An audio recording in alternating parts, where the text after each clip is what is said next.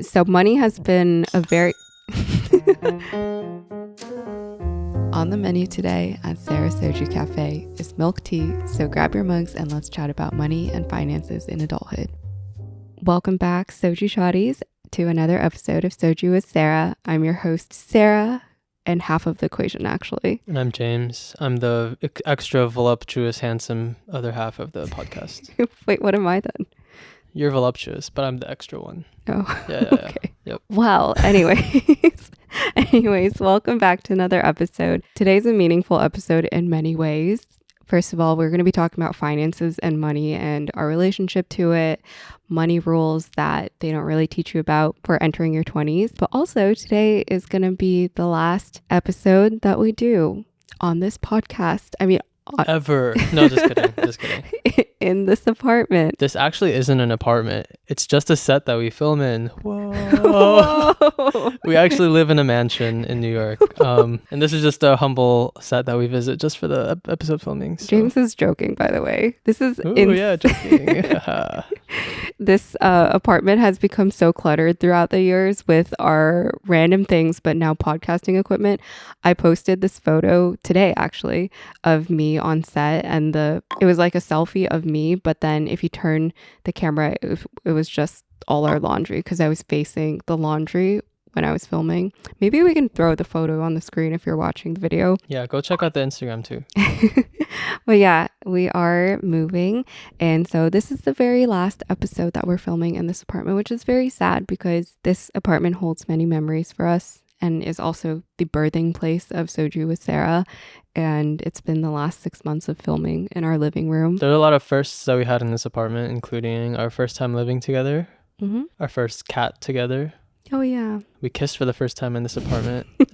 That was my first kiss ever in life. Yeah, this is my first relationship ever in my apartment, starting here. Just kidding on the last ones, obviously. But first time launching a podcast for you. Yeah, this apartment's very sentimental to us, as much as you guys are like familiar with it, and it feels like a warm place to come to every Friday. It's our home, and it feels so weird uprooting it and moving out. And yeah, but thank you guys for being here with us all these past few months and like watching us and listening to us. The next space will definitely have some new characteristics, but I think it's going to be relatively the same. I literally took a measuring tape and measured the distance from the bottom of the shelf to the couches the other day so that when we go into the new apartment, I can install it at the exact same height. But yeah, we're going to recreate this apartment in the new one, in our mansion. I mean, the new humble apartment. Yeah, speaking of finances today.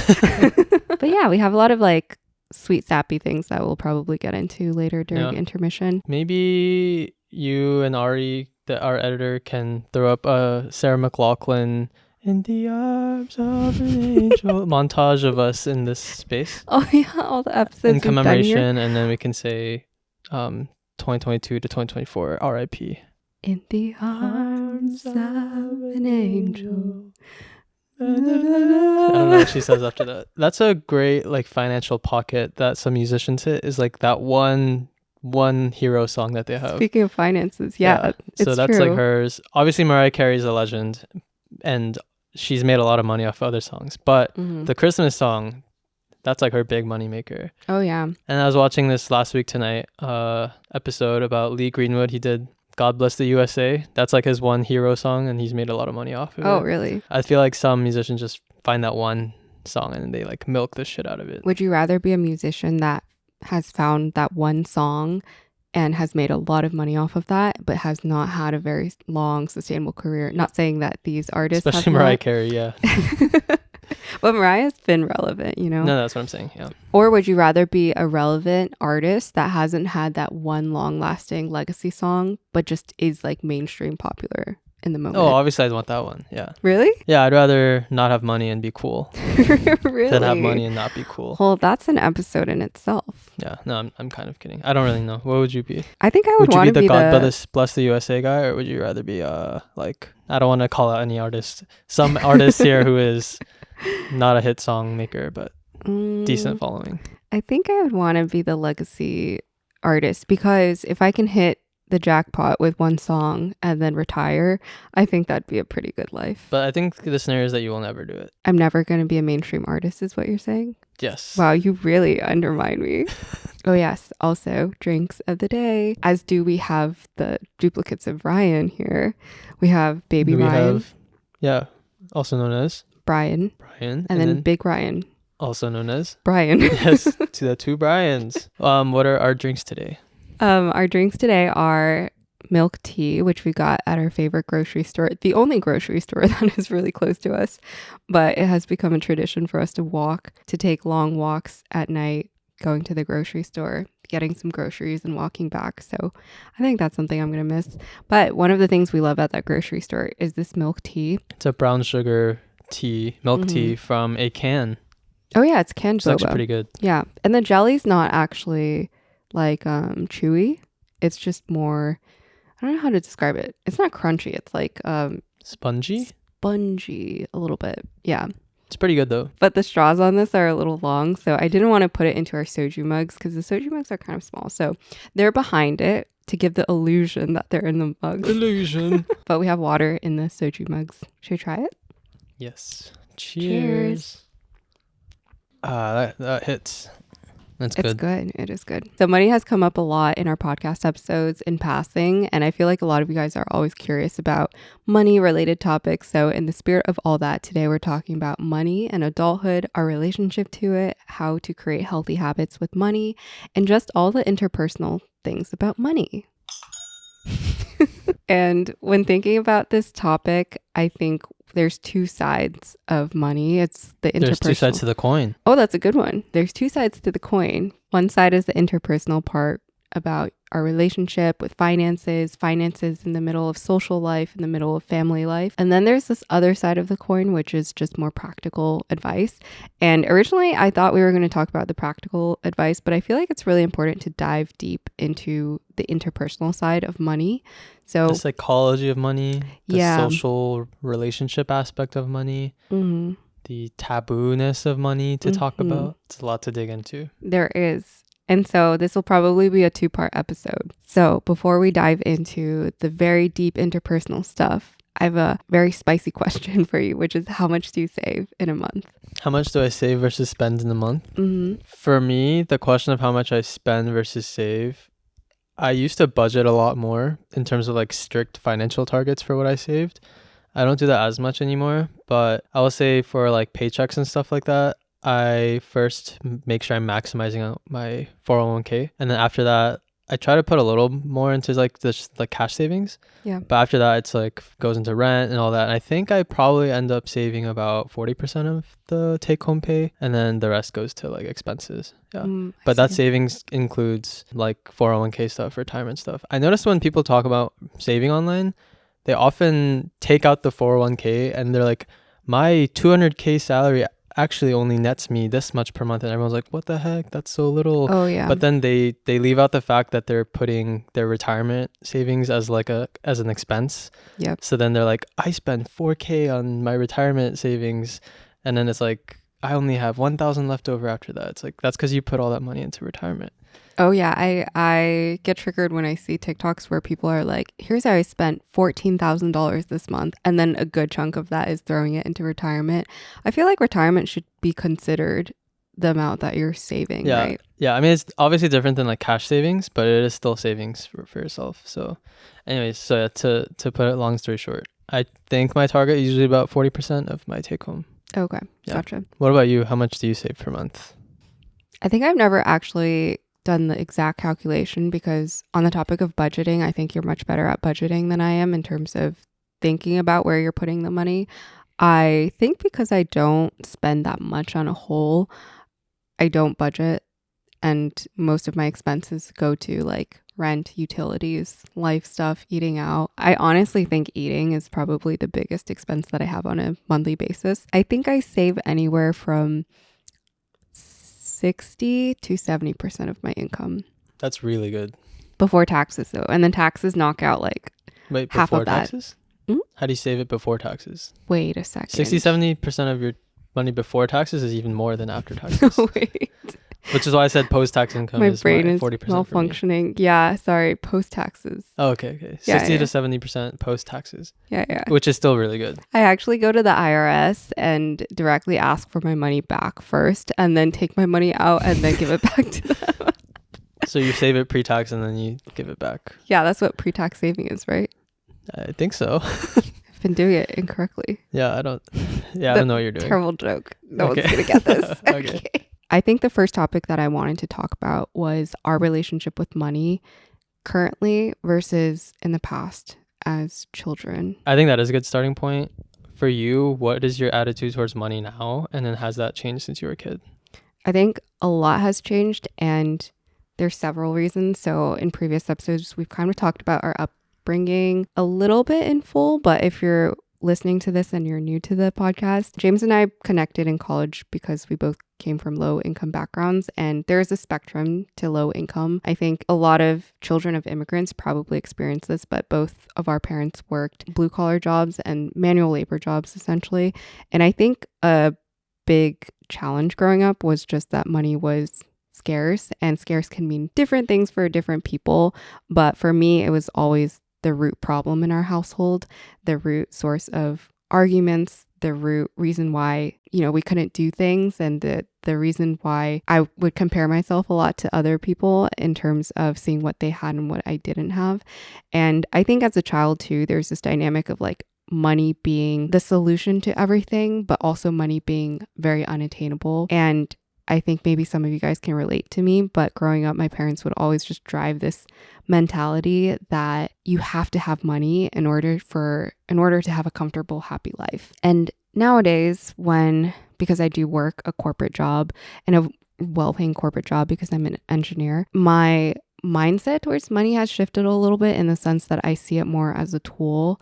And when you're in childhood, I saw it as the problem. It was always the problem for our household, but now it's always the solution. When people say just like rich people throw money at their problems, I don't have the means to do that for like all of my problems, but nowadays it's like there are small things that I can actually afford to buy solutions for. So like one of the things that when we first moved in is storage space is quite limited. And so I just started buying different shelving units, different separators for our cabinets. And that's like a small example of how money can like solve certain issues.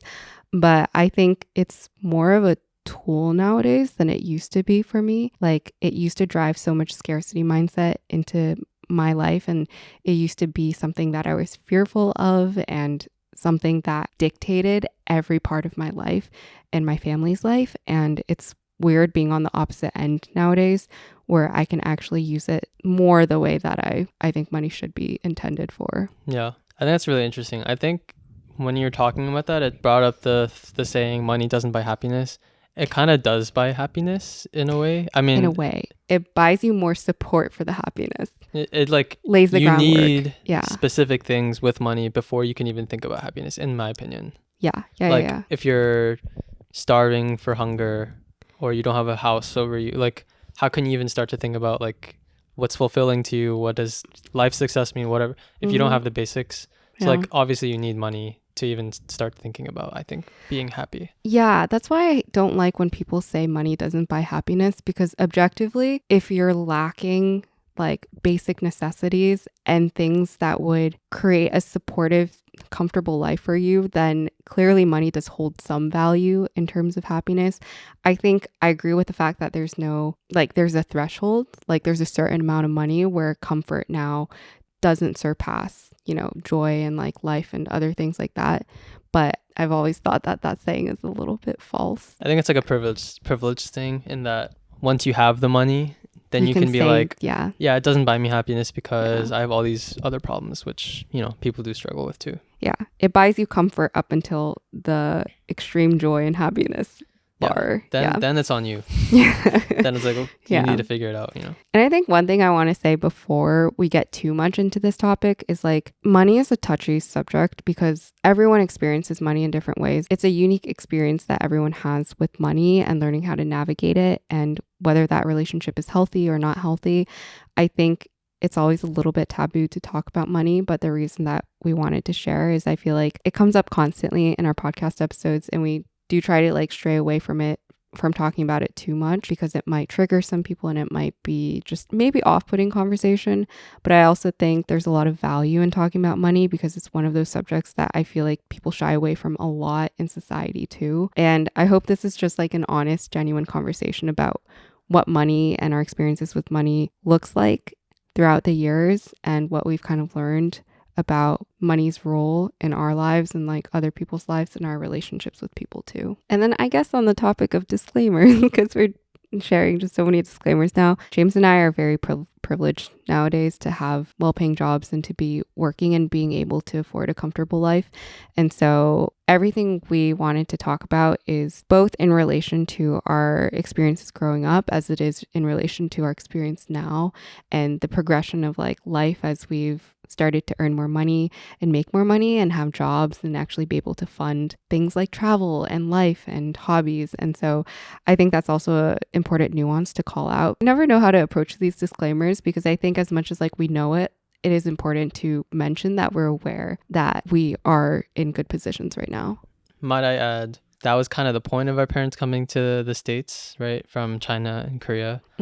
Yeah. They wanted us to improve the financial situation of our families. So I think that gets lost sometimes. People are like, who cares if you grew up a certain way? You're so out of touch now or whatever. But it's like, oh, you like betrayed, you're a class traitor now or something like that is kind of the undertone, rather than like, this is kind of a natural progression of like what your parents came here to do. And now we could get to talk on this podcast, I guess, about that money. Experience and that transition through that. Yeah, that's honestly, I think that's a great point, because sometimes I don't want to share much about money, because it is true that my childhood memories shape a lot of like how I grew up and my perception of money for the majority of my life. But as I've made money and learned how to spend it for myself, I don't feel comfortable sharing, because there's this undertone. There's like taboo around money, which I feel like we should talk about. But that's also a good segue into like, what was your relationship with money like growing up versus how it is now? I think mine was similar to you in that like when you don't have something that's so important to your life, that's kind of all you think about. So for me, I think you mentioned money was more like a source of fear. Yeah. In terms of motivation. For me personally, money was a source of shame. It was a very shameful thing for me to think about a lot. Because I grew up in an area, I wouldn't say like people were super affluent, but the school I went to, I'd be around a lot of kids that were a lot better off than me. So I think I was told this anecdote before, but whenever my parents would pick me up, they clean houses for a living. Yeah. They've transitioned to more like custodial work, I guess, at another place, but they still clean. Growing up, when they'd pick me up from school, when we'd get our bags to put it in the trunk had literally like so many cleaning supplies, because that's the car they used to like go around to different houses and clean. I remember just being so embarrassed, because kids would see the backpack go into the car and they'd be like, why do your parents have so many like cleaning stuff? And then I'd have to like explain it, and I just remember being so embarrassed about things like that. And sometimes I'd have like random shoes. I remember I bought like a nice pair of, they were like shoes meant for playing tennis, you know, tennis shoes is like a colloquial term, but these are actually like tennis shoes. I remember someone like kind of making fun of me, because they're like, you know, those are only for tennis, right? And I was like, damn, because I thought they were cool shoes and they were only like $15 or whatever. Yeah. But I was like, oh, these are cool shoes. They're Nikes. Do they look different than normal shoes? They do look a little different, but I thought they were just like cool shoes. They're like, oh, they're Nikes. I have Nikes. And then they're kind of like, you know, those are only for tennis, right? And I was like, oh, damn. So I didn't want to wear those anymore. Well, that person definitely wasn't willing to push the boundaries of fashion, clearly. Yeah, that's what I told them. That's like, they clearly didn't turn out to be the fashion bro. Yeah, that's what I articulate to them. He's like, wait till you see me in like 15 years. And yeah, I think I also remember like we used to get hand-me-downs from kids in our church. So that was a lot of what I used to wear. So I remember like going to Ross to shop, and all I had was like this weird tank top that was like colorful stripes, and then like short soccer shorts that I got from this other kid. Yeah. And I remember like kids walking by me and like kind of laughing at me because of what I was wearing. So that felt really bad. That's just to paint a picture of, I felt a lot of shame, and I think my confidence was really low because of it too, honestly. Like I felt really less than other people, because I won't go into any like other anecdotes. I think it'll be long-winded, but yeah, essentially it was just a lot of constant reminders. It was like, why do you have that pistol airsoft gun and not like a machine airsoft gun like us? Like there's clear signifiers that I didn't have money. So that's what it was growing up and how it's shifted. Once you start earning more money, I think it sounds bad to say, but I think part of the reason I have a little more confidence is like I don't have to think about those things anymore, because I am someone who enjoys like clothing, but I couldn't really partake in that growing up, but I didn't feel like I could. But now I can, and that's a source of more confidence for me, is like getting to express myself, having more style and personal style and trying to develop that. But yeah, now that I don't have to think about like what I don't have and how I'm different than other people, I think that's shifted my mindset to be able to just think about other stuff rather than always thinking about like, oh, like this I'm looked at this way, or I feel like this way because of money. I think money just takes too much of a place in our identity, especially when you're on like opposing sides of the spectrum, or like when you have too much money or when you don't have a lot of money. That is the defining point of who you are, because everything you do revolves around either abundance or scarcity. I had one more thing I wanted to say about my relationship with money though, and how that's changed over time, which is I think in childhood and growing up until I started my first job, or my first internship, I guess, all the money that I ever had to spend was mostly my parents. And while I did work jobs in college to make money, a lot of that was not for me to use and not for me to spend. And so the biggest shift came when I realized in my early 20s that I'm actually making money to fund myself and like spend it and use it however I want. And I don't think my habits changed as quickly as my mindset changed, because my mindset changed when I first started my job and realizing that I actually have bills that I need to pay versus my parents. But my habits started picking up 2 or 3 years into that, as in I started to actually use that money. But I feel like it carries so many different other implications and connotations that growing up I felt like money had so much more meaning behind it. Like it defined my income bracket, it defined my social status, it defined my ability to accomplish things, and it was like the limiting factor in a lot of my personal pursuits as a kid. I would always see videos or like news articles about a 10-year-old starting a business, and to me it always felt more like a economic status problem versus a am I as talented as this other kid who can start a business at age 10. So are you saying, do you feel like the mindset has shifted, or? I do remember there was an episode where I mentioned how I no longer stress about money, and money is not my biggest problem. And I realized that after I stopped worrying about money so much, that life got better. And I think someone had left a comment saying, of course you think that way because you have a stable corporate job and you make good money now because, you know, you're an engineer. And so of course you're not going to stress about money. And of course you're going to do things for your personal interest versus for money. And I think that's like a deeper conversation to be had about like what place money has in our lives and what place it should have in our lives. Because I think a lot of us live with the expectation that money just like dictates our lives. Yeah, I think that's a good cue to just like say to people that I think we as people who talk online put ourselves in a vulnerable position whenever we mention anything about money. And that's not just for us, that's for anyone who speaks publicly or does anything publicly. I think talking about money makes you vulnerable as a person who talks about it, because it opens you up to a lot of judgment and a lot of assumptions. Yeah. So I think the point of this episode and the point I'm trying to drive home here is that I think it's useful for people to understand how different people think about money and have had their relationships with money change. I think for us, because we did grow up in a more scarce money environment, the ultimate goal with our families and parents were like, we want for them to go to a good school, to get good jobs, and like make decent money. We lead way more privileged lives now than we did before, but that was the point. That's kind of the point. But yeah, just wanted to do a long-winded caveat about what we feel like this episode is helpful for. Yeah, I think I also said this before, but I try to stray away from money talk because it is just a very sensitive topic for a lot of people. But I do think being open and transparent has just always been a pillar of this podcast, and it's something that I think affects a lot of us in terms of how we navigate our relationships with money. But I just think it's important to talk about money more openly because it is a problem for some of us and a solution for others of us. And I think that's just the narrative that I've had that's changed in my life is money used to be a problem and now it's a solution. My parents growing up, my dad worked in a printing factory and then my mom was a seamstress. And I think this is a very commonly shared experience with children of immigrants, which is your parents are usually working non-corporate jobs or non-desk office white collar jobs.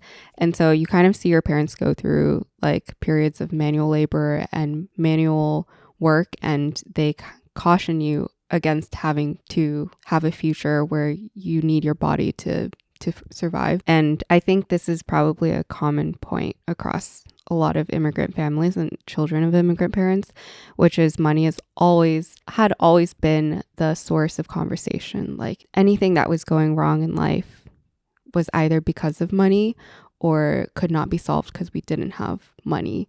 And I think with that, the scarcity mindset came with it. And we have an episode on scarcity mindset if you guys want to check it out. But the fear of not having enough money was always the driver behind everything. Like I wanted to go to college so I could get a good job, so I could make money. And it's weird because now that I'm 5 years out with the money issue resolved because I have a stable job, I actually now have time to think about what I want to do with my life, which is weird because like it should just be a privilege that people can think about their lives without other things obstructing their perspective and their mindset and their goals. But then I look at the previous generation, like my parents, and see that every decision that they made was just for money, and they couldn't actually make many decisions about what they enjoyed, what they wanted to do with their lives, where they wanted to go on vacation, whether they could go on vacation, because they just didn't have the means to even think about that. I always kind of like toggle between how I feel about talking about this because we are just so privileged to be the second generation that gets to benefit from the hard work that the previous generation had to go through and like put themselves through. And sometimes when it comes to money, I think about how I reap the benefits of all my parents' hard work so much more than they do, because even though nowadays like their life is much more comfortable, it doesn't feel like their mindset has moved away from that. But I think because my struggle period was early in my childhood through college, that I'm still young enough to like grow out of scarcity mindset. So all in all, that's to say, I do feel a lot of privilege, but then I always get kind of like awkward when it comes to talking about privilege because I know I have the privilege of being in a good position financially now, but I never know how to address like my past in a way. One thing I thought of as we were kind of like describing our attitudes with money and how it's changed, I think there is a certain privilege still while growing up poor versus someone who grew up with the same stats as you, but in a less affluent area. And so for me, I will say like, because I feel like I grew up less around lower income kids, and that's why I had so much comparison game all the time of like feeling less than. Oh yeah. I feel like I did still benefit from the fact that these kids were somewhat better off than a lot of other neighborhoods. So then I think through like whatever osmosis or just by being in that environment, you kind of pick up on certain things that you wouldn't have otherwise. So I think there's actually a lot of privilege in growing up in a wealthy area despite being, less privileged or lower income, which I feel like is not really often talked about actually. I think that is such a great point actually, which I haven't ever thought too much about. I do think there's a difference in basically economic status is independent of environment. So your environment can still be abundant and privileged, but your personal economic status can differ from that, but you still benefit from the environmental advantages. Despite whatever your family situation was, the Maryland public school system is really good, right? So you still had the benefit of all these wealthy people around you paying these like property taxes and school taxes that led you to have a great school to go to, right? Yeah. I think that's even true of like country by country distinctions for income brackets and socioeconomic statuses, because in the US, like we are still well off compared to other countries too. And yeah, I think that's a very good nuance to point out. Yeah. One more thing before we move on is, I know you mentioned there's this shame around growing up low income or not having what other students have, which I totally resonate with. And I had similar experiences. But I also think on the flip side, there's this unhealthy behavior that forms, which is so much of your pride is tied to money and like what job you're doing and how much money that makes, and just small wins like how expensive something is that you own, that I feel like there's this weird behavior where you want to always prove yourself with money. And I think that definitely was like a defining characteristic of like growing up, is that money would be the way that I prove that I'm successful in life. Which is kind of just like a social thing, right? It is. Why do you care about money? Yeah. It's kind of the social aspects. Like in a vacuum, what do I care about? I like getting to stay at home and do whatever hobbies I like to do. Play basketball. Yeah, but if I'm reminded of, oh, you're doing worse, quote unquote, than other people, then I'm going to start getting in my head about, oh, like even if I'm doing all the things that I care to do, then I'm going to start thinking that I'm doing something wrong. Yeah. Because of the social aspect of like the hierarchies that happen. I think now is probably a good time to talk about the taboo and the social aspect of money and how it plays a role in our lives now. Random opinion, but pay transparency is important, but I don't think you should be overly transparent with pay and money until you know who that person is and what sort of frame of reference they're coming from. And the reason I try to bring up that nuance is because I feel like a lot of times nowadays on social media and LinkedIn and wherever, it's like pay transparency is so important. It's so important that you talk to your coworkers about how much you make, so you make sure you're not getting kind of undersold for what your position is. Yeah. But on that same front, I think there's a lot of like, whether it's like TikTok videos about how much do you make, pay transparency is really important. And it definitely is. It puts the power back into the workers' hands and rather than the employers. However, I think given the society that we live in today, I just want to heed people that, from my opinion, I personally don't think it's good to be that transparent about money until you feel that person out and understand who they are and how much they're going to judge you based off of this thing before you start to reveal anything about your financial situation, whether that's you make a lot of money or you really don't have a lot of money, because either way, someone can judge you based off that, and that might not be the interaction that you want to lead with in terms of like impression and first impressions. Yeah. How often do you talk about money with your coworkers or friends or other people besides your family? I think nowadays, like not that much, but I think in college I used to lead with it a lot more because I thought it was something that people it was so about. Core to my identity, and I thought it'd be a nice like signifier of who I am to people rather than something different. Yeah. But when I first got to college, and you know, you have those like freshman year like circles where you just talk about random deep stuff. Yeah. And some people are skeptical, some people take it seriously. I feel like I took it seriously, and I'd bring up stuff like, yeah, I grew up low income, but now that I'm here at a nice school, like I'm really happy to meet people, and I didn't have this opportunity growing up. So, you know, I'd be just too genuine and sincere about it. But a lot of people at school come from like wealthy families. So I feel like looking back, they definitely judged me. They're like, oh, you're the poor kid. And you led with the fact that you're a poor kid, and that's kind of like tacky. And do you know what I mean? And so I think from reflecting back on that, I'm like, yeah, I shouldn't just lead with that. Like that fact. I don't even blame those people if they judge me. It's more just like I can bring that up to them in time, but there's kind of a time and place for kind of like showing those things after they know you. But I think revealing your hand too fast about the money background, I think changes the dynamic in a way that you probably don't want. And that's true if you're rich too, on the flip side. Yeah. I think I have something similar to say with that, maybe not specifically relating to money, but early in my 20s, I thought being an open book and sharing everything off the bat was the best way to let people know who you are. But what I've learned is that the quicker you are to share things about yourself, the quicker people are to form their opinions around you. And usually if you're sharing your vulnerabilities or things that maybe like define you, but on like a social customs front, like don't really align with what the social customs are, that they'll immediately form an impression of you that maybe isn't as favorable as you think.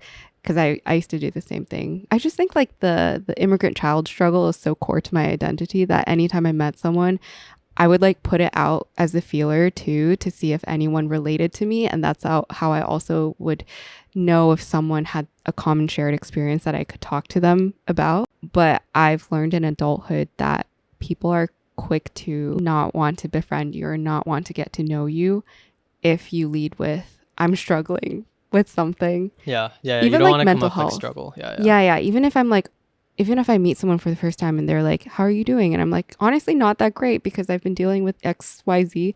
They're like, I wasn't really curious how you're doing. It's just a formality. Yeah. Sometimes being too honest too quickly is detrimental.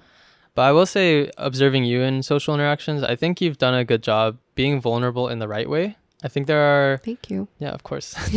I think in social interactions, where friction or like talking to a dry wall happens is when someone's too guarded and they don't want to share anything about themselves that's like vulnerable.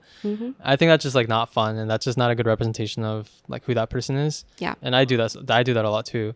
I think being vulnerable about like very human things is a great thing to do in conversation, which you do, whether that's thank you something very real about what I've been going through that week and not being overly guarded about it. Where I think that vulnerability can bite you is the when it comes to money or human per se. I think the human emotions of that anyone can relate to, that's great to share with other people, but the other attributes of stuff, like maybe that's for later. Yeah, I agree. I think this is a good place to start talking about friendships and dating, especially the etiquette around money discussions, paying for other people, splitting with other people, and how it feels when there's imbalance in any sort of relationship financially. Is there anything you wanted to talk about on that? Do you think the guy should pay on the first date and also just generally should split 50-50 on stuff? I feel like there's two schools of thought for that. I think men should pay on the first date, but not for the whole rest of the relationship. Amen, sis. Yes. Yes, amen. Maybe even 75-25 for the rest of the relationship, or 100-0. What about 0-0? No one pays. Who pays for it? We're run out of the restaurant after we eat it. Dash. Yeah. No, I think the reason I say that is because it's not that I need you to pay for the first dinner. I feel like I've heard people say this too. It's just that I want to know that you care to. And it's also that I want to know that there are certain values that you follow and certain traditions that you follow. And I think the time is shifting though. Like we're no longer in an era of like men need to be super gentlemen, open the door for everything. Like there's this whole like 50-50 mindset that we went into our relationship with that I think a lot of people carry in their relationships. However, I do think it is up to the relationship. Like there's no right or wrong way to do it. And my mindset might not be the mindset of another couple, where sometimes I feel like men want to actively pay for it. And you do this too. Like you want to pay for dinners, even though I offer and I put my card down. Yeah, totally. I definitely really want to do it all the time. I definitely want to do it. No, I'm just kidding. I do want to do it. Yeah. But I think there's this element of you want to take care of me and you want to treat me that I think a lot of men carry with pride. Maybe, and not just men, all relationships, but that one partner might want to carry that into, you know, their relationship with someone where they always constantly want to be taking care of someone else. And I think like that's what it symbolizes for me, that when you're paying for something, it's because you want to treat me. Yeah, I think I agree with that. It's like it's a show of care. And it's a signal that I want to take care of you. However, I agree that I think the guy should pay for the first date, and like honestly most dates if they can. Really? But it's like, why? And I'm not sure how to exactly justify it. I've heard stuff like because of how society is set up towards women, like especially for the first date, it's a bigger risk for the woman to go on the date because they have to like get all done up and look a certain way, whereas a guy just like whatever puts on a hat or just washes his hair, that's it, and then like steps out. Therefore, like he should be the one, because he has to put in less effort. He's taking less of a risk as a guy who's more safe in this world to go on the date. That's like kind of the compensation in a way of like the girl not having to do all that stuff. Maybe the solution is, as women, we should all just go on our dates without getting done up and just go dressed in your sweats. Yeah, and then if they stay, that means they're the one. Yeah. Actually, that's a red flag. If they're accepting you that way, I'd be like, why are you? If men are accepting women, it's like, why is the bar so low? This is gonna get you canceled. You're telling me that women can't go to let's say I'm dates? in New York, I'm going on a first date with a girl, she shows up in like messy hair, no makeup, and sweats. Do you think it'd be a green flag on the guy to be excited about that? Yeah, because you're like, you are expressing who you are. Maybe this is going back to the whole don't show all your cards at once. Yeah. Save that for conversation. I'm so out of the loop on what to do on first dates because we've been dating for so long. Yeah, we're just talking theoretically here. Not literally came back from a date in sweats. As we did, yeah. You said it. I did with someone else. No. Okay. We separately did. What? What? Well, on that topic, what do you feel about joint accounts, financial accounts with your partner? Targeted question. Joint accounts with your partner? Yeah. I feel like that usually happens once people get married. to kind of unify their finances a little more. Yeah. But I feel like that arrangement happens differently for everyone. Mm-hmm. If people are interested, Sarah and I are obviously dating, and we've been dating for 7 years. What? Is this news to you? Surprised. Wow. Oh, I mean, I was maybe aware. it's been a one-sided thing for a few years, but You just live in my apartment with yeah, me. yeah. You just think I'm your I roommate. just didn't know you existed. You didn't think it was weird that I sleep in the same bed as you? You sleep in the same bed as me? For us, we don't have a joint bank account yet. I think we will, right? Yeah, Once we get married. we've talked about this. I also think it's so important to talk about finances with someone when you start dating them, because people have really different opinions on finances and how home finances should operate, which is why I think it's important to air it out. But we've talked about this before, where we want to share our joint expenses. So like home expenses, rent, and everything in a joint account. But then our personal expenses, we fund ourselves. So through our jobs or whatever we're doing, we use that to pay off our life. Yeah. And I think it's, maybe this is a bad opinion. yeah. I think it's dumb for couples to Venmo charge each other all the time for every single thing. Because I've seen some people do that. They Venmo charge for every little thing. What is the threshold for how much is too little to Venmo charge for? Too little? Mm-hmm. Like what? Sometimes it could be like a semi-big thing, and I'll be like, whatever. Like what though? Give me a number. Can I give you a real life one? Yeah. 1 month you were like $150 shy of the actual rent that you're supposed to pay me for your half, and I didn't mention it because I was like, whatever. Oh, really? I don't really, because I caught it a month. I caught it a month later, and I was like, whatever. Oh, let me Venmo. No, don't do it.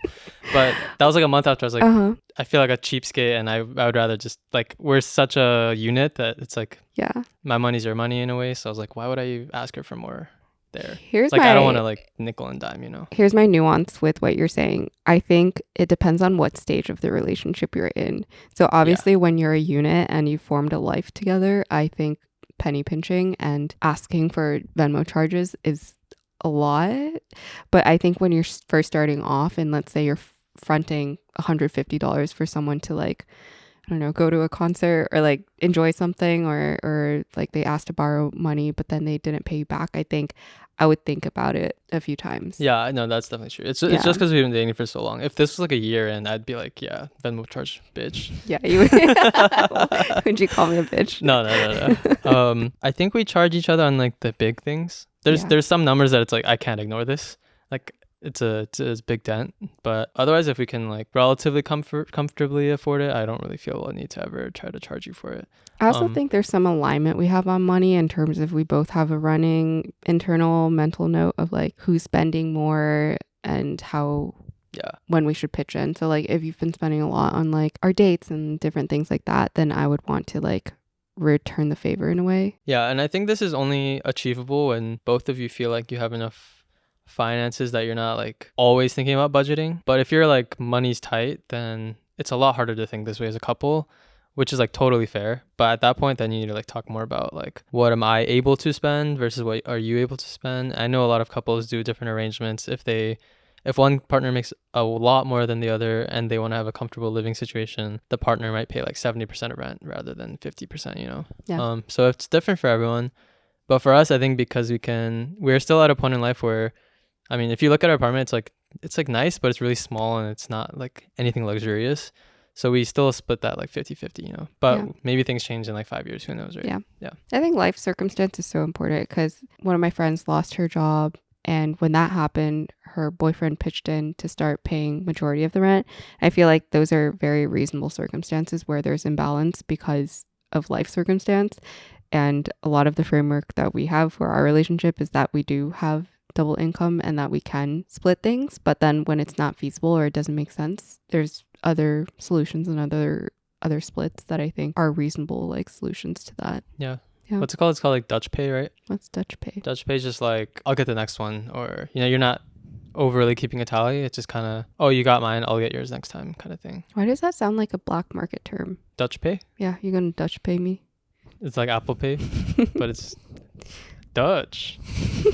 I guess on the other front of relationships and the norms around that, what do you feel about family dynamics in terms of money and how much you should give back to your parents? Because we've had this discussion before, but you do send your parents money, and we have different ways of like paying our parents in a way, like paying back for all the work that they've done for us. Yeah, I think this is very dependent on, I mean, obviously it's very dependent on your background and also how much your parents kind of set expectations on you for these things. I think it's kind of an interesting thing. I think my parents, for some reason growing up, I felt a very strong sense of responsibility that once I start making money, I need to start sending money to my parents and supporting them in some way. And I think that's kind of a culture that me and my siblings have had too. So ever since the first job out of school, I started sending my parents money. My parents have been really nice in that they never pressure me to send them money. It's just something I do proactively to kind of try to give back and provide a better life for them, because they're still in the cleaning job, and it's hard to live comfortably from that. But I will say something we've said in another episode is don't light yourself on fire to keep someone else warm, and that includes your parents, I think. So there's a question of, if I decide to support my parents in some way, how much do I support them? For me, I think my rule of thumb is, if it feels like it's too much for you at the moment, where you're not allowing yourself to benefit from the money that you're earning, or you're not setting yourself up well because you're trying to support your family, I think that's a sign that you're maybe paying a little too much. Oh my God. This is gross for the viewers. They're going to think we're like weird cat people. No. It'd be weird if I drank it after him, right? Yeah, don't drink it. Yeah, I think there's one element of something that's carried from our childhood is we always there's a sense of wanting to pay back our parents. And there's also this guilt that comes with now earning money for ourselves and being able to spend it. Is every time I spend money, I think about my parents, and I want to spend that same amount of money for them on something similar, especially when it comes to things like traveling. I always have this guilt around, I wish my parents were here to experience this and like live through this small momentary joy that I can afford now that back then we couldn't have. And I think we're totally going to ignore the fact that Moose started just drinking out of our cups, the water in our cups. That's gross. We need to refill it. But something we mentioned in that same episode that James is talking about is there's different ways to share your new life with your parents and newfound money and finances with your parents in different ways. So beyond sending money, you could help cover one-off expenses. You could help explore new experiences with them. And I know some people like to spend money on their parents in the sense of getting them gifts and sending them bags and different things like that. I think there's no right way to approach the responsibility or financial responsibility that you might feel for your parents, especially if you're a child of immigrants. Which, by the way, the child of immigrants thing, I feel like a lot of people use that as a stand-in for something relating to struggle. Yeah, sorry. I use it a lot because I'm so used to like the terminology being used. But some kids grow up well off, but then like, I come from a child of immigrants, and then people get skeptical of it. That's true. I mean? But I do think it is I think you're right, but in this specific like circumstance, I do think it's the right one. Because they know the other stuff, like it's fine. But yeah, it was just like a throwaway comment, I guess. Yeah. No, but even more specifically on this specific point, I think child of immigrants is still also still valid because your parents don't, when they move to a new country, that they miss out on some opportunities and experiences that they would otherwise have. So even maybe if you were wealthy and come from a child of immigrant background, maybe there are experiences that your parents missed out on. But that's fair. Maybe I'm overly defensive right now. No, I think that's true. One thing that we don't have to dwell on too long, but is interesting, is kind of the jarring effect, or the jarring did he jump? Moose has been a very bad boy today. He's been jumping on top of our shoe rack, and it's this bad cycle because whenever he jumps up there, we're like, no, stop, and then we go grab him because he's in danger. But he sees that as like, ooh, mom and dad are hugging me now. So now he's trained to want to do bad things so that we hug him, essentially. Which hugging is just taking him away. Half of this episode is just Moose. I know. Sorry, go for it. One thing that we don't have to dwell on, but is a jarring experience, is getting a job that pays way more than your parents make straight out of college. Like for me, when I got my first job, I wasn't making anything crazy, but I was like, this is already more salary than my parents have ever made in a year. So I think that carries with it a lot of guilt too, because they are your loved ones and they are what made it possible for you to get this job in the first place. So I think that does create a weird dynamic. And one last point is that, to be transparent, right now, for a time, I'm not sending my parents money monthly anymore because I feel like I'm in a situation right now where I need to save up a little more. And I feel really guilty about it, which I've told them. And they're really nice. Like, they're like, you don't ever have to feel pressure to give us money anyways. We're thankful that you do, but we're never entitled to that. So take as much time as you need to, not be sending us money. Don't feel obligated to do that. But I think I do feel guilt towards that right now, but that's just being like transparent with the audience. Yeah. No, thank you for the transparency. Moose is about to jump again. Oh, he's so cute. I was just basically trying to say, if you're in a position where you feel like you need to pay your parents or send your parents money, I've been doing that for a long time, but sometimes you have to make decisions for yourself too. So I'm just trying to say, like, I think it's okay to have seasons where you have to prioritize your own finances too. So yeah. Something that I think about often is how the second generation of low-income families or immigrant families usually is the one that benefits from all the hard work and the effort and the time spent building up a new life and like a better life. I think that in itself carries a lot of like opportunities to feel guilty because you're the beneficiary of some long period of either labor or struggle. And because of that, there's this kind of feeling that you have an obligation to give back. But I like the framing that there are seasons where you should prioritize yourself as well, especially if money shifts and finances shift. We don't have to get too much into your situation, but I think thank you for sharing that. This last section of the video is more about just like our tips or things that we've learned along the way that we feel like might be useful for others. So I could start off with a tip. Yeah, go for it. If you're getting into a hobby, don't just start spending money on the hobby. You can either trade time or trade money for things, right? And I think in the beginning you should trade time because, like, let's say you want to do a podcast or start YouTube. You don't need the $500 podcasting equipment or the $1,000 to $2,000 camera. Some people start with their phones and they make great channels and great content. Some people start with like $50 mics. These are $50 mics, right? Yeah, these are. Yeah. On sale, it was $45. Use the affiliate link. Do you have an affiliate link? I do. Okay, use the affiliate link. Do I link my?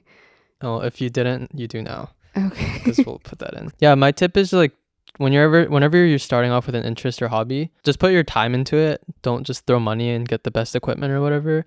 I think the time spent will, one, help you understand whether you actually like the hobby or not and get you into the interest. And then two, it'll teach you the fundamentals of whatever you need before you get the big guns to do all the fancy stuff, you know? I think a lot of times it's easy to use money as a crutch, like to say that I'm going to do something once I have the money. And I also think it's really nice to be scrappy with your craft because I think that is also could be a very enjoyable journey to try to figure things out with what you have and like experience that first for yourself without needing to throw money at it. Yeah.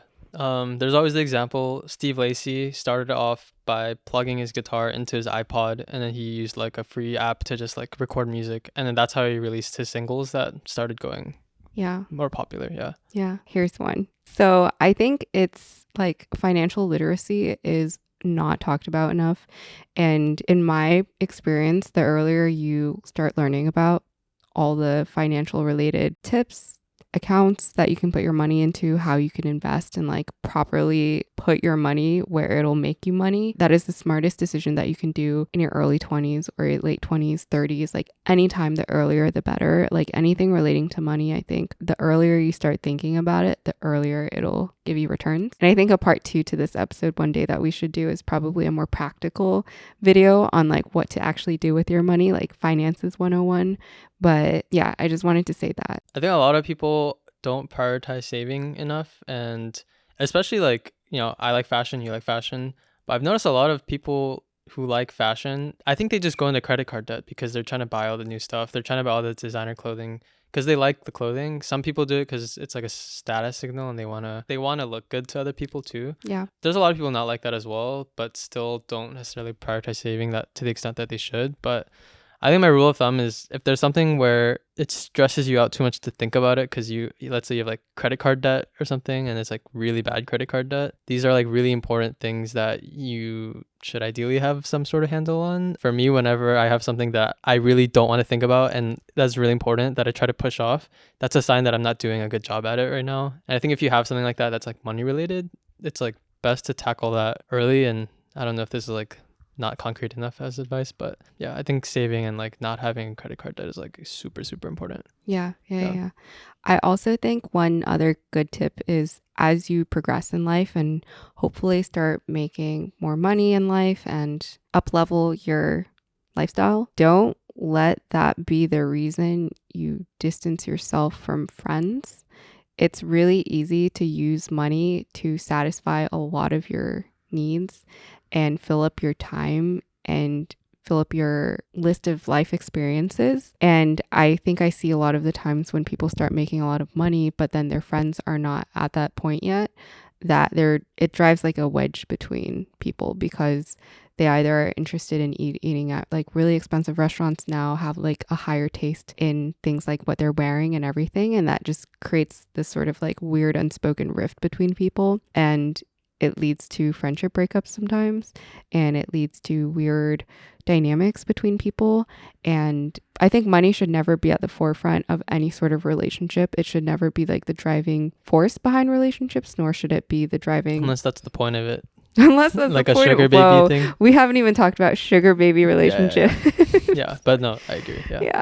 And then my last tip, which can negate all the tips we give so far, is that I don't think you should take advice from people who can't empathize with your situation or haven't been there or just like don't have an understanding of it. So like even what I said about the credit card debt, I think that applies to like a lot of people, but it doesn't apply to some people. And I haven't been in a position where I need to go into credit card debt to survive, but some people do end up in that situation. And so from that advice, like you should not listen to me who has not been in your shoes or didn't think about that scenario. And so I think a lot of people get caught up in like, oh, this person made this decision, therefore I think I should make that decision too. Yeah. But sometimes you got to think about like, oh, but they quit their job to follow their dreams because their parents support them, and you didn't know that because they never talk about their finances publicly.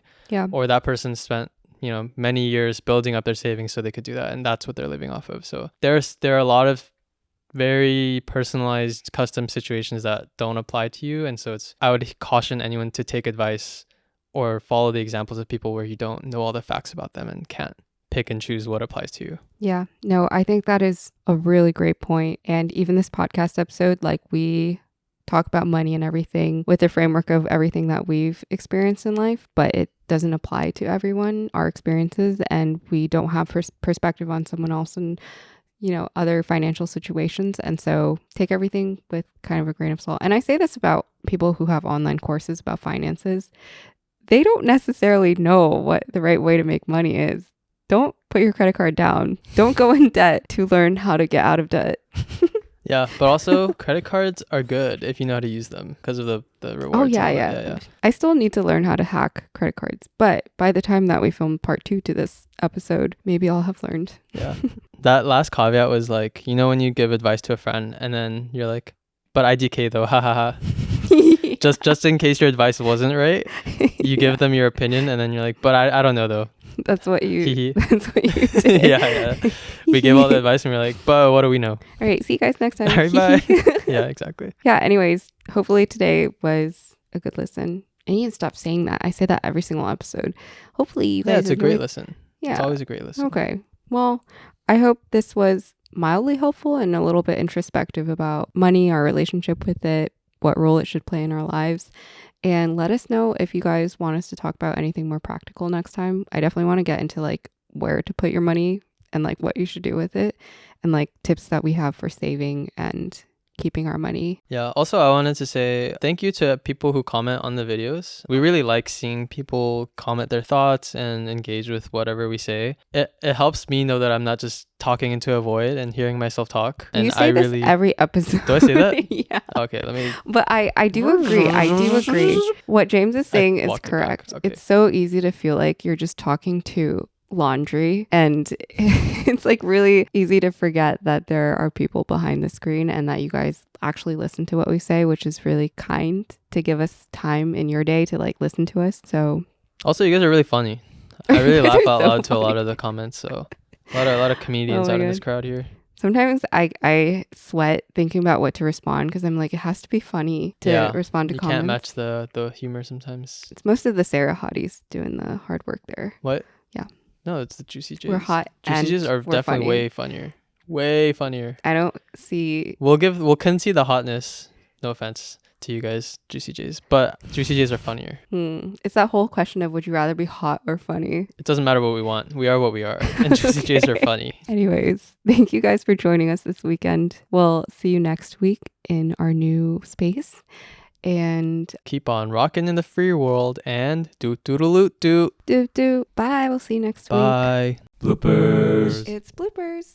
Hit it. In the arms of an angel. This is actually The Substance, if you've seen that movie. Oh my God, that is so funny. Wait, let me recreate it. Maybe I think maybe too niche for this audience, but let's just leave it at the substance reference if anyone got it. And then I wanted it. Okay, but Are you okay? Instead of drinking soju drinks, I feel like eventually it should be called healthy drinks with Sarah. You know, Why don't we just start doing exercise classes? like in the substance. Oh yeah. Twerk it, girl. Oh, we have a little cha-ching button. So money has been a very that's not the right timing. Oh, sorry, go ahead. So money has